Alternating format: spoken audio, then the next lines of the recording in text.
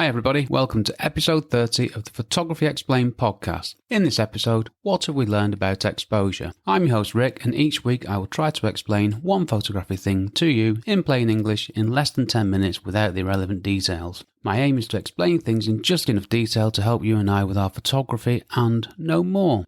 Okay, a little addition from previous episodes here. I'm a professional... and I got that wrong. That's a good start, that. Less than 30 seconds in and I've made a mistake already. Let's try again. I'm a professionally qualified photographer based in England with a lifetime of photographic experience which I share with you on my podcast. That was meant to be the statement about why it is that I am in a position to be able to teach you about photography stuff. Hopefully that'll go better on the next one. Anyway, this is a much less scripted episode, which I'm actually looking forward to doing. Some of the last ones have been a bit deep and a bit technical and specific. Just want to have a general waffle really about exposure. So this episode is titled, What Have We Learned About Exposure? What is exposure? Let's have a little recap on that. I'm getting into my recapping on things now because I've realised that things that I thought I knew, the recaps have helped me remember them. So hopefully they'll benefit you as well. So, what is exposure? Exposure is the amount of light that reaches the camera sensor. Yes, I'm reading this bit. The amount of light that reaches a camera sensor is controlled by the amount of time the shutter is open, shutter speed, and the amount of light that passes through the opening in the lens, aperture. The third part of exposure, or the exposure triangle, which I've spoken about before, is the sensitivity of the camera sensor to light, which is determined by the ISO selected. Okay, I've been talking about this in recent episodes. I started off talking about, there were some fundamentals of photography. Then I went on to composition, which was interesting. And after composition, I thought, exposure, that's a pretty important part of photography. So I'm glad I did that. I'm glad there's a bit of a logic to it. This is a quick recap episode. It won't be more than 10 minutes. Well, it might be. You just never know. And at the end of this one, I've got a bit of news, which is exciting to me anyway. So what have I covered on the subject of exposure? Firstly, the exposure triangle. This is the combination of the aperture, the shutter, and the ISO to create an exposure for an image. Now, the three elements of the exposure triangle are the aperture. This is the opening in a camera lens. The wider the aperture, the more light that gets in. The smaller the aperture, the less light that gets in. A wider aperture has a larger number, a smaller aperture has a larger number. See, when you put it like that, it doesn't make any sense at all, does it? What are the F numbers on an aperture?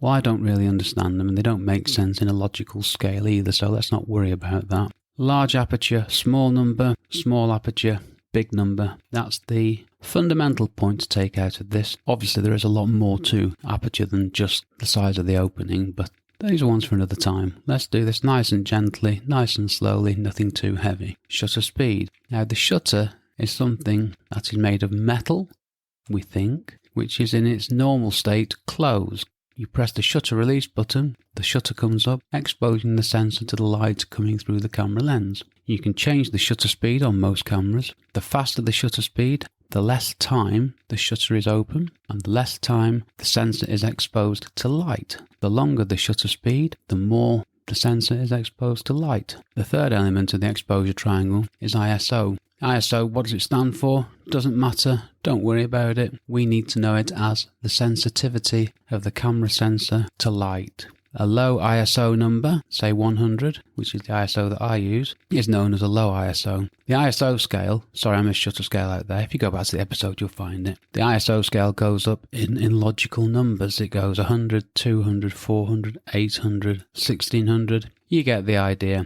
Each adjustment of the sensitivity of the ISO is a full stop of light. Now this is the same for aperture, shutter and ISO. I'll come on to stops in another episode. But for now, if you go from an aperture of f8 to f5.6, you are opening the aperture, making the opening larger, allowing more light in. You're actually allowing a doubling of the amount of light in. Change the shutter speed by a stop, you are changing the amount of time the shutter is open. And if you're going in full stops, again, this is a halving or doubling of light. Same with ISO. ISO 100 to 200 is a doubling of the sensitivity. Now hopefully you can see with this little summary and the episodes to date that these three combine together to give you the exposure of a photograph. So aperture is the size of the opening letting the light in. Shutter is the time the shutter is open. ISO is the sensitivity of the camera sensor to light. I say camera sensor, you can still get film cameras, but I'll be honest with you, I haven't used one in 30 years. Is it really 30 years? It's more than 30 years since I've used a film camera. Absolutely shocking. The thing that I came on to next was exposure compensation, which is a quick way of adjusting the exposure to suit the lighting conditions, how the camera interprets the light, and if you want to do something creative which isn't exactly what the camera's telling you to do. Okay, that was my quick recap on exposure. So, exposure is the amount of light that reaches the camera sensor. I like doing a one-line summary. Okay then, so what do I want you to do now? I want you to play with the exposure triangle and exposure compensation. 2. Sorry, I missed number 1 again. I'm always doing that. Number 2. Tell me how it went. Send me a message at RickPhoto on Twitter. Let's see who gets in touch. Number 3. I would like you, please, to subscribe, easy for me to say, to my podcast if you've enjoyed this episode. This helps me tremendously. Number 4. Rate and review my podcast. Again, if you've enjoyed this episode, please rate and review. This helps me as well. Number 5. Tell someone you know about my podcast. This also helps me, and it costs you nothing other than a very small amount of time. Next episode. Well, I'm going to go back to the camera now. Image capture modes. It seems to make sense because I've mentioned them in this episode for the first time. That's what I'm going to do next. Before I wrap up, my news. Check out my new website, photographyexplained.com. I've been working for the last week on this and the website is there and live. I've taken my podcast off my website, rickmcavoyphotography.com, where you can find out all about me and my architectural and construction photography work and also my photography blog. But now, all the stuff related to my podcast is on its own website. It's all rather exciting for me. It's been done in WordPress and it's nearly there. So please have a look, click on things, try things. If something doesn't work, please let me know.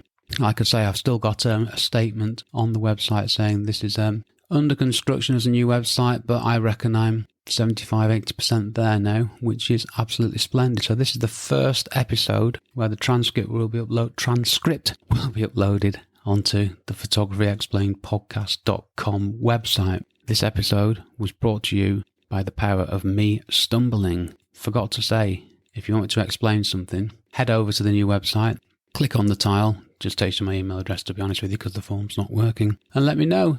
The list is updated as of today, and that's it. I've been Rick McEvoy. Thanks again for listening to me. Thank you for giving me 10 minutes of your time, and I'll see you on the next episode, which between us I'm going to record right now. Cheers from me, Rick.